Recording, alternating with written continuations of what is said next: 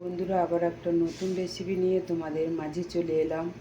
তো দেখতে পাচ্ছ এখানে তেল গরম হচ্ছে, তেল গরম হয়েছে, আর এদিকে দেখো আলু, পটল, টমেটো কাটা আছে। এর আজকে একটা রেসিপি হবে।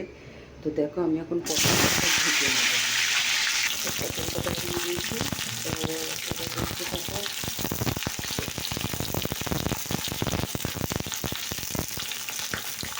পটলের মধ্যে মিশতে হলুদ দিই। এটা একটু ভাজা হোক। তো দেখো বন্ধুরা, আমার পটলটা একটু ভাজা হয়ে গেছে। এবার আমি একটু নামিয়ে নেব। তো দেখো পটল ভাজা আমি তোলা হয়ে গেছে। এদিকে তেল 5 ফোড়ন দিয়ে দিয়েছি, আর এদিকে টমেটো আর আলু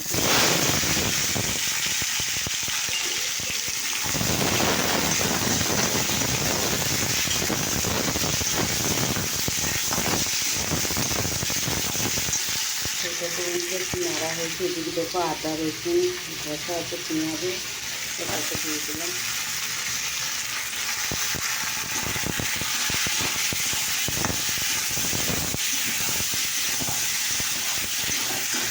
জল দেখো জল দিয়ে হয়েছে। এবার দিলে তোমরা দেখতে থাকো। দেখো এবার হলুদ দিলাম, পরিমাণ মতো হলুদ দিয়েছি, আর দেখো নুন পরিমাণ দিলাম,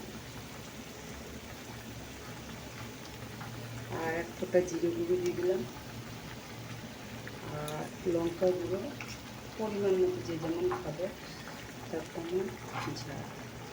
এবার এটা মশলা হলে কষা হবে।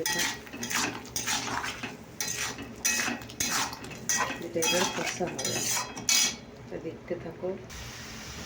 যখন মশলা কষাটা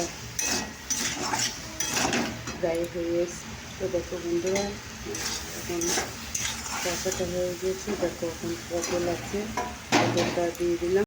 তো দেখো আমি জল দিয়ে দিলাম।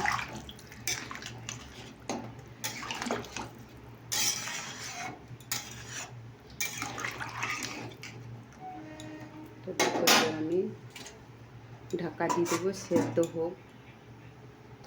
তো দেখো বন্ধুরা, আমার রেসিপিটা কিন্তু রেডি হয়ে গেছে, দেখতে পাচ্ছ। তো তোমাদের কেমন লাগলো এই পটলের রেসিপি, পটল আলু টমেটো দিয়ে রেসিপিটা কেমন লাগলো অবশ্যই কমেন্ট করে জানিও। আর একটু ঝোল ঝোল রাখছি, কারণ আমি একটাই রেসিপি বানিয়েছি, আর তো কিছু বানাইনি। সেই কারণের জন্য একটা রেসিপি বানিয়েছি। একটু ঝোল ঝোল না করলে ভাতে খাবো, তো কী দিয়ে খাবো, সেই কারণের জন্য আমি বানিয়েছি একটু ঝোলঝোলই। তো তোমাদের এই রেসিপিটা কেমন লাগলো অবশ্যই জানিও। আদা রসুন পেঁয়াজ কুড়ে দিয়েছি, বা তোমরা ব্লেড মিক্সচারও করে নিতে পারো, ওটা কোনো কথা নয়। শিলেও বেটে নিতে পারো, সেটা তোমাদের ব্যাপার। আর জিরে গুঁড়ো সামান্য, একটু লঙ্কার গুঁড়ো, হলুদ নুন দিয়েই এটা কষে এই রেসিপিটা বানালো। কেমন লাগলো অবশ্যই কমেন্ট করে জানিও।